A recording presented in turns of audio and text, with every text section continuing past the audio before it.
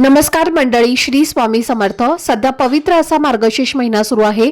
उद्या म्हणजेच 11 डिसेंबरला या महिन्यातला तिसरा गुरुवार येतोय।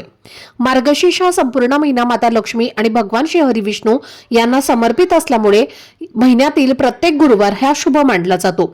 या काळात महालक्ष्मीचं व्रत केलं जातं, कारण लक्ष्मी मातेची कृपा कायम आपल्यावर राहावी, घरात पैसा, शांती आणि समाधान वाढत राहावं अशी भावना ठेवून आपण गुरुवारी महालक्ष्मीची पूजा मांडून तिच्या आराधना करतो।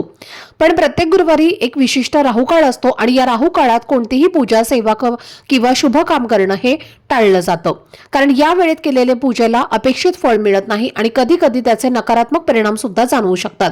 आणि म्हणून उद्या तिसऱ्या गुरुवारी असलेल्या या 2 तासांच्या राहू काळात चुकूनही पूजा करू नका।